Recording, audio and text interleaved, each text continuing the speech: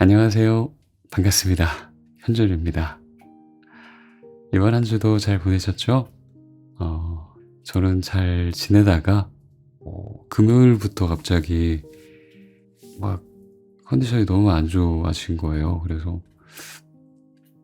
토요일에는 아침에 일어났는데 온몸이 막 아파가지고 병원에 갔습니다. 갔더니 뭘 잘못 먹은 것 같다라고 하시면서 뭘 잘못 드셨냐?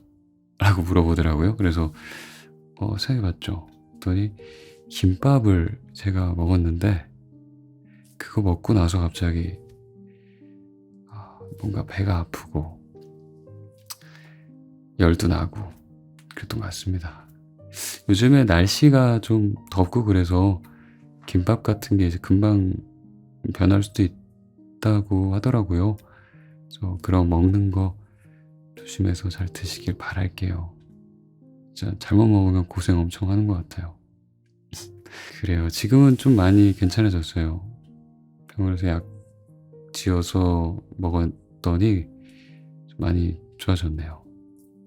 근데 약간 추운 게 있어가지고 오한 비슷하게 납니다. 그래서 이렇게 긴팔을 입고 있는 상태입니다. 예. 그래도 좀 나아서 이렇게 책을 녹음할 수 있었어요. 그래서 너무 아프길래 토요일까지 너무 아프길래 이번에는 그냥 쉬어가야 되나? 라고 생각했었는데 또 병원 갔다 왔더니 컨디션이 또 금방 돌아오는 것 같아요. 그래서 여러분들께 책을 읽어드리려고 이렇게 왔습니다. 알퐁스 도데의 별이라는 단편소설 아시나요? 저는 그거를 읽을 때마다 참 짧지만 뭐랄까 귀엽다, 뭔가 문체가 귀엽다는 생각이 너무 많이 들어서 여러분들께 읽어드리려고 합니다. 그냥 마치 꿈결 같은 느낌?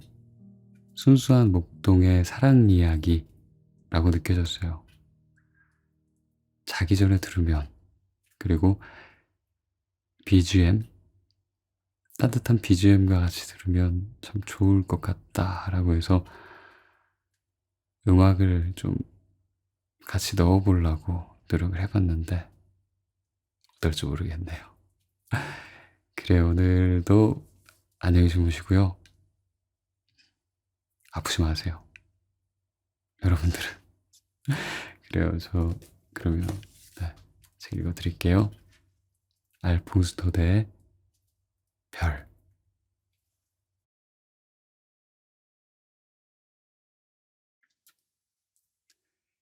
별. 프로방스 지방의 한 목동의 이야기. 내가 리브롱산에서 양을 치고 있을 때 이야기입니다. 몇 주일 내내 사람이라고는 그림자도 구경하지 못하고 양떼와 사냥개 검둥이만을 상대로 홀로 목장에 남아 있어야 했습니다. 이따금 몽둘리르의 수도자들이 약초를 찾아 그곳을 지나가는 일도 있었고, 피에몽에서 온 숲 굽는 사람의 거무대대한 얼굴이 눈에 띄는 일도 있었습니다만, 그들은 사람들과 접촉이 없는 소박한 생활을 해왔기 때문에 좀처럼 입을 여는 일이 없었고 남에게 말을 거는 취미도 없는 사람들이었습니다. 게다가 무엇이 지금 산 아래 여러 마을이나 읍에서 이야깃거리가 되고 있는지도 모르는 사람들이었습니다. 그래서 2주일마다 보름치에 먹을 것을 실어다 주는 우리 농장의 노새 방울소리가 언덕길에서 들려올 때, 그리고 어린 머슴아이인 미아르의 그 또랑또랑한 얼굴이라든지 늙은 노라드 아주머니의 다갈색 모자가 언덕 위로 남실남실 떠오를 때면 나는 너무나 기뻐서 어쩔 줄을 몰랐던 것입니다. 그때마다 나는 어느 집 어린이가 세례를 받았고 누가 결혼을 했는지, 그 사이 산 아래에서 일어난 소식을 연거푸 캐물었습니다. 그러나 무엇보다도 가장 큰 관심은 주인 댁 따님, 이 근처 백리 안에서 가장 예쁜 우리 스테파네트 아가씨가 어떻게 지내는가에 기울어 있었습니다. 나는 과히 관심을 가지는 기색을 보이지 않으면서도 아가씨가 자주 잔치에 참석하여 저녁 나들이를 하는지, 여전히 새로운 남자친구들이 아가씨의 환심을 사러 오는지를 넌지시 알아보는 것이었습니다. 보잘것없는 일개 목동인 나에게 이런 일들이 무슨 소용이 있느냐고 묻는다면 아마도 나는 이렇게 대답할 것 같습니다. 나는 20살이었고 스테파네타 아가씨는 그때껏 내가 본 사람들 중에서 가장 아름다웠다고. 어느 일요일이었습니다. 보름치의 식량이 오기를 눈이 빠지도록 기다렸는데 그날따라 아주 늦게 식량이 도착했었습니다. 아침나절에는 큰 미사를 보고 오느라 그럴 테지 라고 생각했고, 점심때가 되어 소나기가 퍼부었으므로 이번에는 길이 나빠 노새를 몰고 떠날 수가 없었으리라고 짐작하며 초조한 마음을 달랬습니다. 그런데 3시쯤 되자 마침내 하늘은 씻은 듯 개었고 비에 젖은 온 산이 햇빛을 받아 눈부시게 빛나는데, 나뭇잎에 물방울 듣는 소리와 개천에 물이 불어 잘잘 넘치는 소리에 섞여 문득 방울 소리가 들려왔습니다. 그건 마치 부활절에서 울리는 교회 종소리만큼이나 맑고 경쾌한 소리였습니다. 그런데 막상 노새를 몰고 나타난 사람은 꼬마 미아르도 아니고 늙은 노라다 아주머니도 아니었습니다. 누구였을까요? 바로 우리 아가씨였습니다. 우리 아가씨가 노새 등에 실린 버들고리 사이에 의젓이 올라타고 뭉서 나타난 것이었습니다. 맑은 산의 전기와 소낙비로 시원하게 식힌 바람을 맞아 그녀의 얼굴은 온통 발갛게 상기되어 있었습니다. 미아르는 알아누워 있고 노라다 아주머니는 휴가를 얻어 자기 아이들을 보러 갔다는 것이었습니다. 아름다운 스테파네타 아가씨는 노새에서 내리면서 내게 그 소식들을 전해주었습니다. 그리고 오는 도중 길을 잃어 늦어졌다고 덧붙였죠.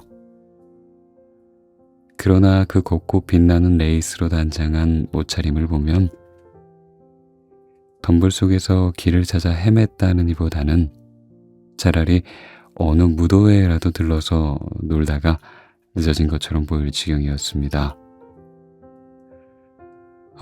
귀여운 아가씨. 아무리 바라보아도 실증이 나지 않았습니다.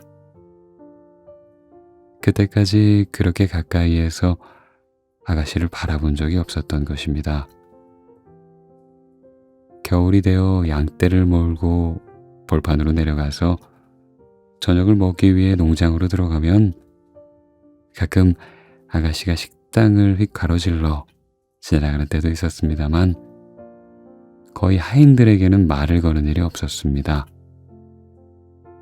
늘 아름답게 차려입고 어쩐지 좀 깔끔해 보이고, 그런데 지금 그 아가씨가 바로 내 눈앞에 와 있는 것입니다. 오로지 나만을 위해서 말입니다. 그러니 그만하면 넋을 잃을 법도 하지 않습니까? 바구니에서 식량을 끌어내기가 무섭게 스테파네타 아가씨는 신기한 듯 주위를 휘휘 둘러보기 시작했습니다. 아가씨는 고운 나들이 옷에 스커트 자락을 살짝 걷어 올리더니 양을 몰아넣는 우리 안으로 들어갔습니다. 내 잠자리며 양모피를 깐 집자리며 벽에 걸린 커다란 두건 달린 외투며 내 채찍 그리고 구식 엽총 따위를 보고 싶어 했습니다. 그 모든 것이 아가씨에게는 재미있고 신기했던 것입니다. 그래, 여기 산단 말이지? 가엾기도 해라. 항상 이렇게 혼자 있으니 얼마나 갑갑할까. 무얼 하며 시간을 보내지? 무슨 생각을 하면서? 당신을 생각하며, 아가씨. 불현듯 이렇게 대답하고 싶은 생각이 치밀었습니다. 사실 그렇게 대답한다고 해도 거짓은 아니었을 겁니다. 그러나 그 순간 어찌나 당황스럽던지 나는 선뜻 한마디도 하지 못했습니다. 아가씨는 아마 그러한 낌새를 분명히 눈치채고도 일부러 얄궂은 질문을 던져 내가 쩔쩔매는 꼴을 보고 즐거워하던 것인지도 모르겠습니다. 예쁜 여자친구라도 가끔 만나러 올라오니? 황금의 양이나 저 산봉우리 위를 날아다니는 에스테렐 선녀를 눈앞에 보는 듯 하겠구나. 이런 말을 하며 머리를 뒤로 젖히고 웃는 귀여운 몸짓이라든지 요정처럼 나타났다가 숨 돌릴 겨를 없이 가버리는 그 서운한 느낌이 내게는 아가씨 자신이야말로 영락없이 에스테렐 선녀처럼 느껴지는 것이었습니다. 잘 있어. 조심히 가세요, 아가씨. 마침내 아가씨는 빈 바구니를 싣고 떠났습니다. 아가씨가 비탈진 산길 속에 가뭇없이 사라진 뒤에도 그 노새 발굽에 채어 연방 굴러떨어지는 돌멩이 소리가 여전히 들려왔습니다. 그리고 그 돌멩이 하나하나가 그대로 내 심장 위에 덜컥덜컥 떨어져 내리는 것 같았죠. 나는 오래오래 그 소리에 귀를 기울였습니다. 해가 질 무렵까지 그 애틋한 꿈이 달아날까봐 감히 손 하나 까딱 못하고 졸음에 겨운 듯 우두커니 서 있었습니다. 저녁때가 다 되어 깊은 골짜기들이 차차 푸른빛으로 변하고 양들도 우리 안으로 돌아오려고 매매 울면서 서로 몸을 비비고 있을 무렵이었습니다. 바로 그때 비탈길에서 나를 부르는 소리가 들리더니 우리 아가씨가 나타났습니다. 방금 전처럼 생글생글 웃던 모습은 온데간데 없고 흠뻑 물에 젖어서 추위와 공포로 몸을 떨고 있었습니다. 아마 소나기 때문에 물이 불어난 산 아래 소르그강을 건너려다가 물에 빠진 모양이었습니다. 딱하게도 날이 저물어 농장으로 돌아갈 생각을 하지 못한 것입니다.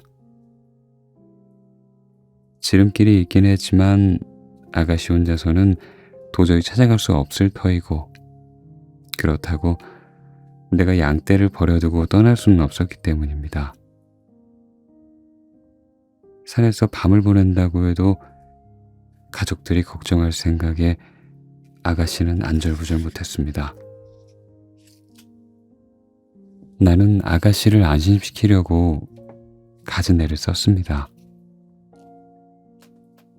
7월이라 밤이 아주 짧아요, 아가씨. 잠시만 참으면 될 겁니다. 이렇게 아가씨를 달래놓고는 얼른 불을 활활 피워 발과 시냇물에 젖은 옷을 말리게 했습니다. 우유와 치즈도 갖다 주었죠. 그러나 가엾은 아가씨는 불을 쬐려고도 무엇을 먹어볼 생각도 하지 않았습니다. 아가씨의 눈에 굵은 눈물방울이 맺히는 것을 보았을 때 그땐 나까지 울고 싶어지더라고요. 그러는 동안 밤이 되었습니다. 아득한 산꼭대기 뒤에 뿌연 햇볕과 희미한 석양빛이 남아 새 모피를 깔아놓고 안녕히 주무시라는 인사를 하고 나는 밖으로 나와 문 앞에 있었습니다. 마음속에 뜨거운 사랑이 타오른 것 같았지만 나쁜 생각은 티끌만큼도 떠오르지 않았다는 것을 하느님은 아실 겁니다. 누추할망정 그래도 내 우리 안에 아가씨의 잠든 얼굴을 신기한 듯 들여다보는 양들 곁에서 우리 주인댁 따님이 내 보호 아래 마음 놓고 쉬고 있다는 생각으로 참 자랑스러운 마음만 벅차오를 뿐이었죠. 밤하늘이 그처럼 아득하고 별들이 그렇게 찬란해 보인 적은 없었습니다. 그런데 그때 갑자기 살인문이 삐걱 열리면서 아름다운 스테파네다 아가씨가 나타났습니다. 아가씨는 잠을 이룰 수가 없었던 것입니다. 양들이 뒤척이는 기척에 집이 바스락거렸고 잠결에 하고 울음소리를 내는 놈도 있었거든요. 그래서 아가씨는 차라리 모닥불 곁으로 나오는 게 더 낫겠다고 생각했던 것입니다. 나는 양모피를 벗어 아가씨의 어깨 위에 걸쳐주고 모닥불을 더 강하게 지폈습니다. 그리고 우리들은 아무 말 없이 나란히 앉아 있었습니다. 만약 당신이 별을 바라보며 바깥에서 밤을 새워본 적이 있다면 사람이 모두 잠든 깊은 밤중에는 또 다른 신비로운 세계가 정막 속에 눈을 뜬다는 걸 누구나 알고 있을 것입니다. 그때 샘물은 훨씬 더 맑은 소리로 노래를 부르고 못에는 자그마한 불꽃들이 반짝입니다. 온갖 산신령들이 거침없이 오락가락 논일며 대기 속에는 마치 나뭇가지나 풀잎이 부쩍부쩍 자라는 소리라도 들리듯이 바스락거리는 소리들, 그 들릴 듯 말 듯한 온갖 소리들이 일어납니다. 낮은 생물들의 세상이지요. 그러나 밤은 사물들의 세상이랍니다. 누구나 이런 밤의 세계에 익숙하지 못한 사람은 좀 무서워질 것입니다. 그래서 우리 아가씨 역시 무슨 바스락거리는 소리만 들려도 수스라치며 놀라 내게 바싹 다가앉는 것이었습니다. 한 번은 저편 아래쪽 못에서 처량하고 긴 소리가 은은하게 굽이치며 우리가 앉아있는 산등석 위로 솟아올랐습니다. 바로 그 순간 아름다운 유성이 우리 머리 위를 지나 한 줄기 긴 꼬리를 끌고 떨어졌습니다. 저게 뭘까? 스테파네타 아가씨가 나지막한 소리로 물었습니다. 천국으로 들어가는 영혼이지요. 나는 이렇게 대답하고 성호를 그었습니다.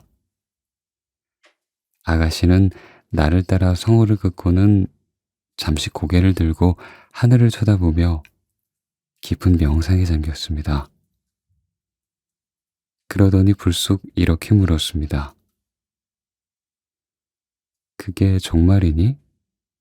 너희들 목동은 모두 마법사라면서? 천만에요, 아가씨.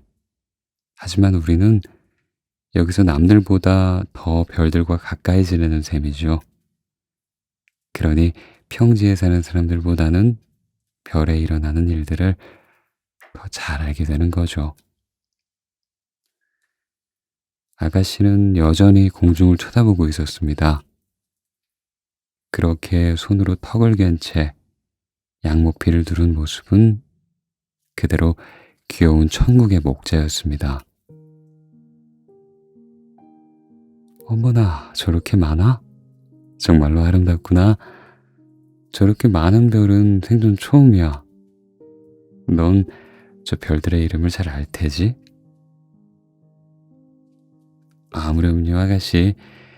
자, 바로 우리들 머리 위를 보세요. 저게 성 야곱의 길이랍니다. 프랑스에서 곧장 에스파냐 상공으로 통하죠. 샤를 마뉴 대왕이 사라센 사람들과 전쟁을 할 때 바로 갈리스의 성 야곱이 용감한 샤를 마뉴 대왕에게 길을 알려주기 위해서 그어놓은 거랍니다.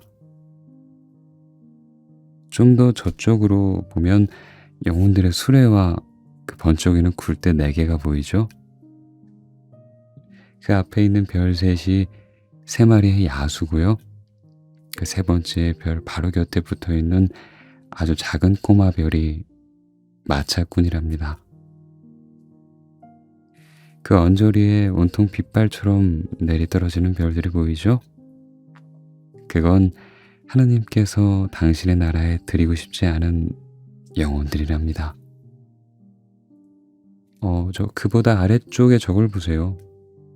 저게 갈퀴 또는 사망성이랍니다. 우리들 목동에게는 시계의 구실을 해주는 별이죠. 그 별로 지금 자정이 지났다는 걸 알 수 있어요. 더 아래쪽에 있는 게 별들의 횃불인 장드 밀랑이에요. 저 별에 관해서는 목동들 사이에 이런저런 얘기가 전해지고 있어요. 어느 날 밤 장드 밀랑이 사망성과 병아리 집들과 함께 그들의 친구 별 잔치에 초대를 받았다나 봐요.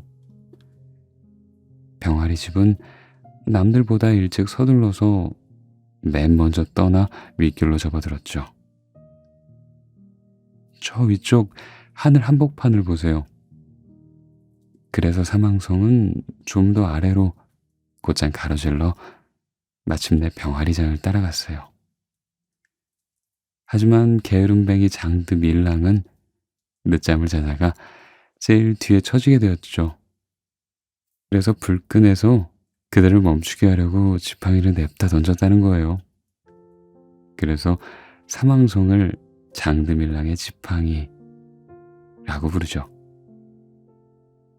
그러나 온갖 별들 중에서 가장 아름다운 별은 뭐니 해도 역시 우리들의 별이죠. 저 목동의 별 말이에요. 우리가 새벽에 양떼를 몰고 나갈 때나 저녁에 다시 몰고 돌아올 때 한결같이 우리를 비추어주는 별이랍니다. 우리는 그 별을 마글론이라고도 부르죠. 예쁜 마글론은 프로방스의 피에르의 뒤를 쫓아가서 7년 만에 한 번씩 결혼을 한답니다. 어머나, 그러면 별들도 결혼을 하는 거야? 그럼요, 아가씨. 그리고 나서 그 결혼이라는 게 어떤 것인지를 이야기해 주려고 하고 있을 무렵에 나는 무언가 서늘하고 보드라운 것이 살며시 내 어깨에 얹히는 감촉을 느꼈습니다. 그것은 아가씨가 졸음에 겨워 리본과 레이스와 곱슬곱슬한 머리카락을 앙증스럽게 비벼내며 머리를 가만히 기대온 것이었습니다. 아가씨는 훤하게 먼동이 터올라 별들이 해쓱하게 빛을 잃을 때까지 꼼짝 않고 그대로 기대고 있었습니다. 나는 그 잠든 얼굴을 지켜보며 꼬박 밤을 새웠습니다. 가슴이 설레는 것을 어쩔 수는 없었지만 그래도 내 마음은 오직 아름다운 것만을 생각하게 해주는 그 맑은 밤하늘의 보호를 받으며 순결함을 잃지 않았습니다. 우리 주위에는 총총한 별들이 마치 헤아릴 수 없이 거대한 양떼처럼 조용히 운행을 계속하고 있었고, 나는 이따금 이런 생각을 했습니다. 저 숱한 별들 중에서 가장 가냘프고 가장 빛나는 별 하나가 그만 길을 잃고 내 어깨에 내려앉아 고이 잠들어 있노라고.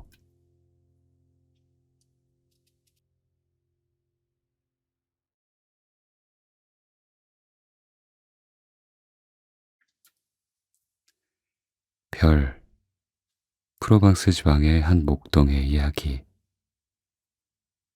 내가 리브롱산에서 양을 치고 있을 때 이야기입니다.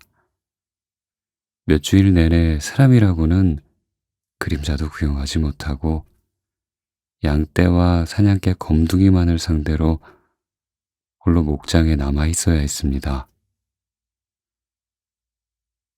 이따금 몽들리르 수도자들이 약초를 찾아 그곳을 지나가는 일도 있었고, 피해몽에서 온 숲 굽는 사람의 거무대대한 얼굴이 눈에 띄는 일도 있었습니다만, 그들은 사람들과 접촉이 없는 소박한 생활을 해왔기 때문에 좀처럼 입을 여는 일이 없었고, 남에게 말을 거는 취미도 없는 사람들이었습니다. 게다가 무엇이 지금 산 아래 여러 마을이나 읍에서 이야깃거리가 되고 있는지도 모르는 사람들이었습니다. 그래서 두 주일마다 보름치에 먹을 것을 실어다 주는 우리 농장의 노새 방울 소리가 언덕길에서 들려올 때, 그리고 어린 머슴아이인 미아르의 그 또랑또랑한 얼굴이라든지, 늙은 노라드 아주머니의 다갈색 모자가 언덕 위로 남실남실 떠오를 때면 나는 너무나 기뻐서 어쩔 줄을 몰랐던 것입니다. 그때마다 나는 어느 집 어린이가 세례를 받았고 누가 결혼을 했는지, 그 사이 산 아래에서 일어난 소식을 연거푸 캐물었습니다. 그러나 무엇보다도 가장 큰 관심은 주인 댁 따님, 이 근처 백리 안에서 가장 예쁜 우리 스테파네트 아가씨가 어떻게 지내는가에 기울어 있었습니다. 나는 과히 관심을 가지는 기색을 보이지 않으면서도 아가씨가 자주 잔치에 참석하여 저녁 나들이를 하는지, 여전히 새로운 남자친구들이 아가씨의 환심을 사러 오는지를 넌지시 알아보는 것이었습니다. 보잘것없는 일개 목동인 나에게 이런 일들이 무슨 소용이 있느냐고 묻는다면 아마도 나는 이렇게 대답할 것 같습니다. 나는 20살이었고 스테파네타 아가씨는 그때껏 내가 본 사람들 중에서 가장 아름다웠다고. 어느 일요일이었습니다. 보름치의 식량이 오기를 눈이 빠지도록 기다렸는데 그날따라 아주 늦게 식량이 도착했었습니다. 아침나절에는 큰 미사를 보고 오느라 그럴 테지 라고 생각했고, 점심때가 되어 소나기가 퍼부었으므로 이번에는 길이 나빠 노새를 몰고 떠날 수가 없었으리라고 짐작하며 초조한 마음을 달랬습니다. 그런데 3시쯤 되자 마침내 하늘은 씻은 듯 개었고 비에 젖은 온 산이 햇빛을 받아 눈부시게 빛나는데, 나뭇잎에 물방울 듣는 소리와 개천에 물이 불어 잘잘 넘치는 소리에 섞여 문득 방울 소리가 들려왔습니다. 그건 마치 부활절에서 울리는 교회 종소리만큼이나 맑고 경쾌한 소리였습니다. 그런데 막상 노새를 몰고 나타난 사람은 꼬마 미아르도 아니고 늙은 노라다 아주머니도 아니었습니다. 누구였을까요? 바로 우리 아가씨였습니다. 우리 아가씨가 노새 등에 실린 버들고리 사이에 의젓이 올라타고 몸소 나타난 것이었습니다. 맑은 산의 전기와 소낙비로 시원하게 식힌 바람을 맞아 그녀의 얼굴은 온통 발갛게 상기되어 있었습니다. 미아르는 알아 누워 있고 노라다 아주머니는 휴가를 얻어 자기 아이들을 보러 갔다는 것이었습니다. 아름다운 스테파네타 아가씨는 노새에서 내리면서 내게 그 소식들을 전해주었습니다. 그리고 오는 도중 길을 잃어 늦어졌다고 덧붙였죠. 그러나 그 곳곳 빛나는 레이스로 단장한 옷차림을 보면 덤불 속에서 길을 찾아 헤맸다는 이보다는 차라리 어느 무도회라도 들러서 놀다가 늦어진 것처럼 보일 지경이었습니다. 귀여운 아가씨. 아무리 바라보아도 실증이 나지 않았습니다. 그때까지 그렇게 가까이에서 아가씨를 바라본 적이 없었던 것입니다. 겨울이 되어 양떼를 몰고 벌판으로 내려가서 저녁을 먹기 위해 농장으로 들어가면 가끔 아가씨가 식당을 휙 가로질러 지나가는 때도 있었습니다만 거의 하인들에게는 말을 거는 일이 없었습니다. 늘 아름답게 차려입고 어쩐지 좀 깔끔해 보이고 그런데 지금 그 아가씨가 바로 내 눈앞에 와 있는 것입니다. 오로지 나만을 위해서 말입니다. 그러니 그만하면 넋을 잃을 법도 하지 않습니까? 바구니에서 식량을 끌어내기가 무섭게 스테파네다 아가씨는 신기한 듯 주위를 휘휘 둘러보기 시작했습니다. 아가씨는 고운 나들이 옷에 스커트 자락을 살짝 걷어 올리더니 양을 몰아넣는 우리 안으로 들어갔습니다. 내 잠자리며 양모피를 깐 집자리며 벽에 걸린 커다란 두건 달린 외투며 내 채찍 그리고 구식 엽총 따위를 보고 싶어 했습니다. 그 모든 것이 아가씨에게는 재미있고 신기했던 것입니다. 그래, 여기 산단 말이지? 가엾기도 해라. 항상 이렇게 혼자 있으니 얼마나 갑갑할까. 무얼 하며 시간을 보내지? 무슨 생각을 하면서? 당신을 생각하며, 아가씨. 불현듯 이렇게 대답하고 싶은 생각이 치밀었습니다. 사실 그렇게 대답한다고 해도 거짓은 아니었을 겁니다.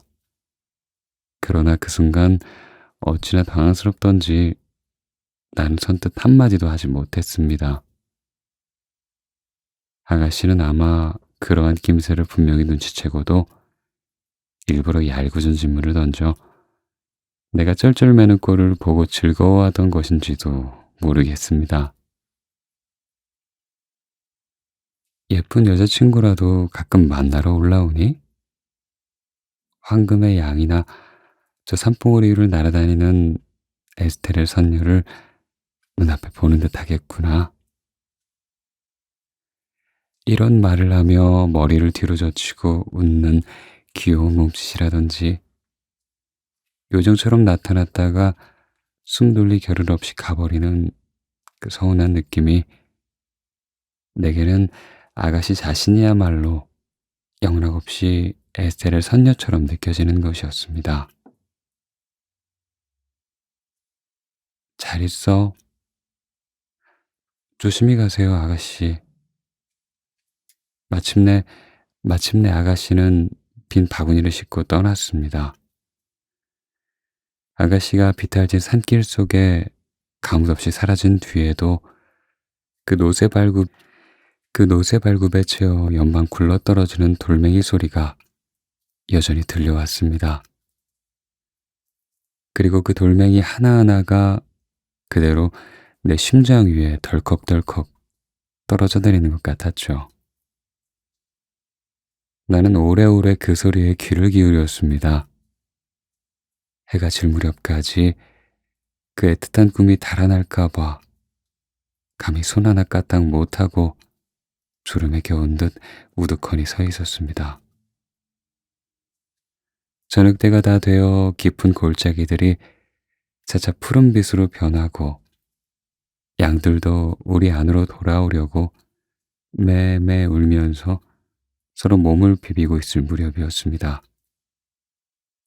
바로 그때 비탈길에서 나를 부르는 소리가 들리더니 우리 아가씨가 나타났습니다.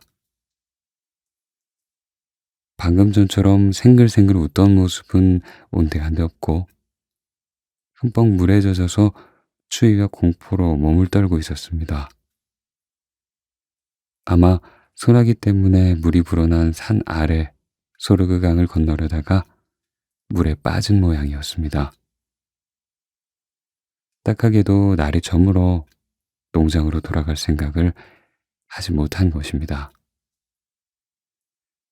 지름길이 있긴 했지만 아가씨 혼자서는 도저히 찾아갈 수 없을 터이고 그렇다고 내가 양떼를 버려두고 떠날 수는 없었기 때문입니다.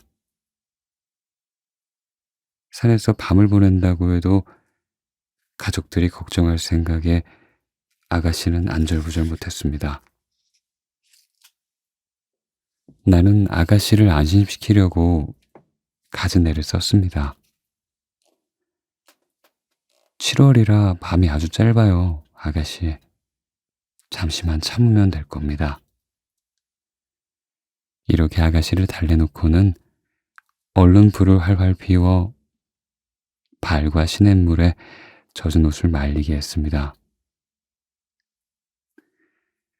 우유와 치즈도 갖다 주었죠. 그러나 가엾은 아가씨는 불을 쬐려고도 무엇을 먹어볼 생각도 하지 않았습니다. 아가씨의 눈에 굵은 눈물방울이 맺히는 것을 보았을 때 그땐 나까지 울고 싶어지더라고요. 그러는 동안 밤이 되었습니다. 아득한 산꼭대기 뒤에 뿌연 햇볕과 희미한 석양빛이 남아 쓱 오피를 깔아놓고 안녕히 주무시라는 인사를 하고 나는 밖으로 나와 문 앞에 있었습니다. 마음속에 뜨거운 사랑이 타오른 것 같았지만 나쁜 생각은 티끌만큼도 떠오르지 않았다는 것을 하느님은 아실 겁니다. 누추할망정 그래도 내 우리 안에 아가씨의 잠든 얼굴을 신기한 듯 들여다보는 양들 곁에서 우리 주인댁 따님이 내 보호 아래 마음 놓고 쉬고 있다는 생각으로 참 자랑스러운 마음만 벅차오를 뿐이었죠. 밤하늘이 그처럼 아득하고 별들이 그렇게 찬란해 보인 적은 없었습니다. 그런데 그때 갑자기 살인문이 삐걱 열리면서 아름다운 스테파네드 아가씨가 나타났습니다. 아가씨는 잠을 이룰 수가 없었던 것입니다. 양들이 뒤척이는 기척에 집이 바스락거렸고 잠결에 하고 울음소리를 내는 놈도 있었거든요. 그래서 아가씨는 차라리 모닥불 곁으로 나오는 게 더 낫겠다고 생각했던 것입니다. 나는 양모피를 벗어 아가씨의 어깨 위에 걸쳐주고 모닥불을 더 강하게 지폈습니다. 그리고 우리들은 아무 말 없이 나란히 앉아 있었습니다. 만약 당신이 별을 바라보며 바깥에서 밤을 새워본 적이 있다면 사람이 모두 잠든 깊은 밤중에는 또 다른 신비로운 세계가 정막 속에 눈을 뜬다는 걸 누구나 알고 있을 것입니다. 그때 샘물은 훨씬 더 맑은 소리로 노래를 부르고 못에는 자그마한 불꽃들이 반짝입니다.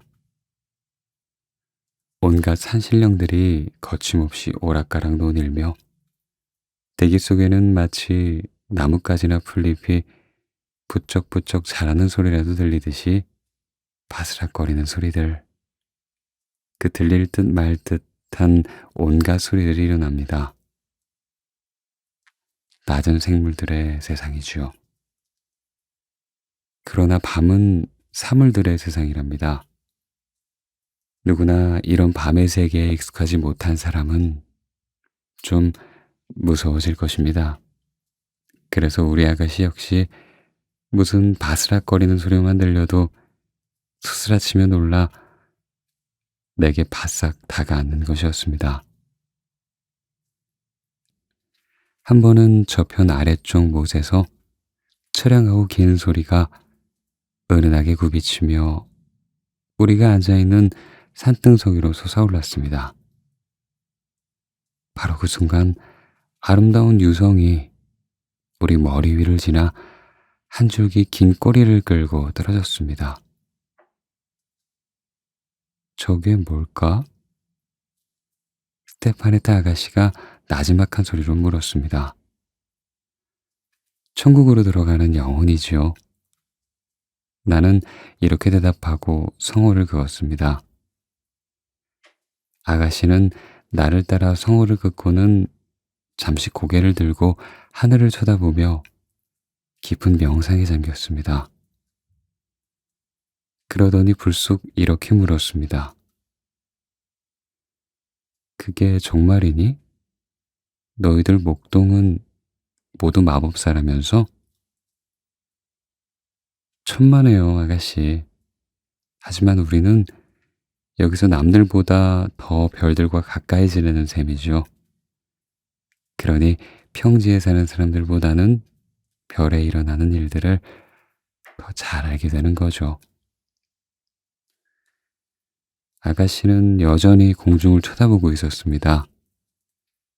그렇게 손으로 턱을 괜 채 양목피를 두른 모습은 그대로 귀여운 천국의 목자였습니다. 어머나, 저렇게 많아? 정말로 아름답구나. 저렇게 많은 별은 생전 처음이야. 넌 저 별들의 이름을 잘 알 테지?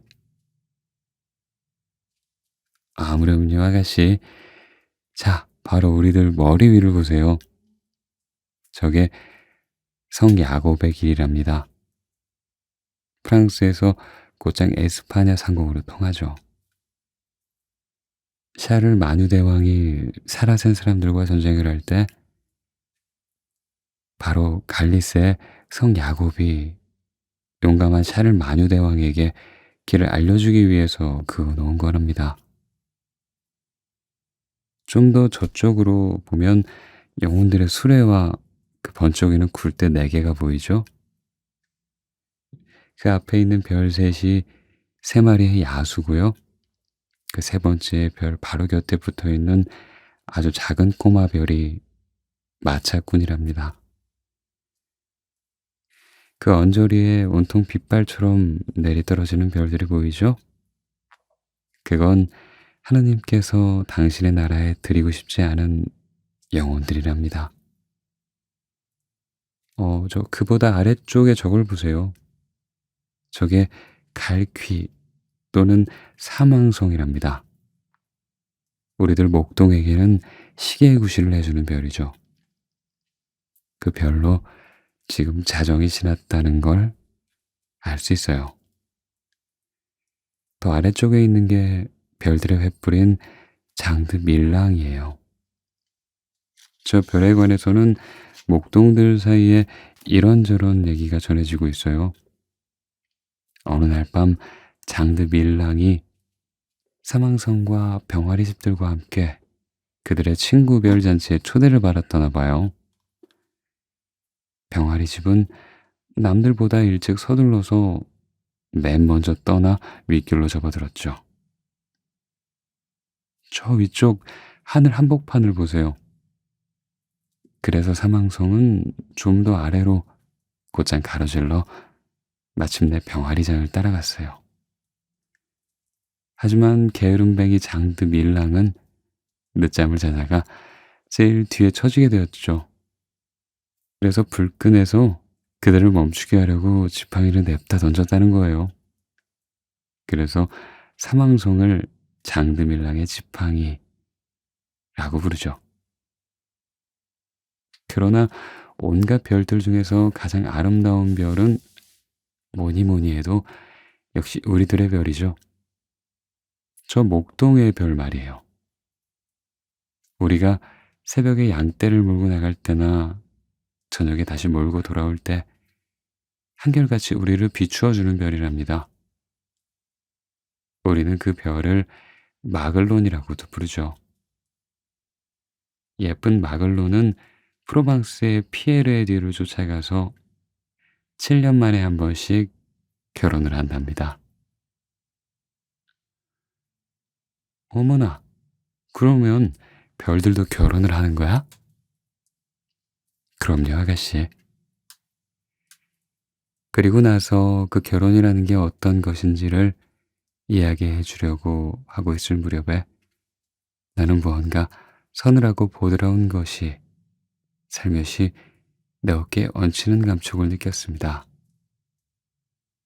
그것은 아가씨가 졸음에 겨워 리본과 레이스와 곱슬곱슬한 머리카락을 앙증스럽게 비벼내며 머리를 가만히 기대온 것이었습니다. 아가씨는 훤하게 먼동이 터올라 별들이 해쓱하게 빛을 잃을 때까지 꼼짝 않고 그대로 기대고 있었습니다. 나는 그 잠든 얼굴을 지켜보며 꼬박 밤을 새웠습니다.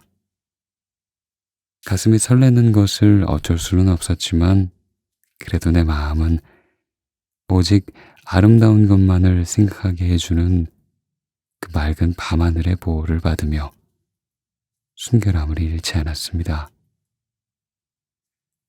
우리 주위에는 총총한 별들이 마치 헤아릴 수 없이 거대한 양떼처럼 조용히 운행을 계속하고 있었고 나는 이따금 이런 생각을 했습니다. 저 숱한 별들 중에서 가장 가냘프고 가장 빛나는 별 하나가 그만 길을 잃고 내 어깨에 내려앉아 고이 잠들어 있노라고.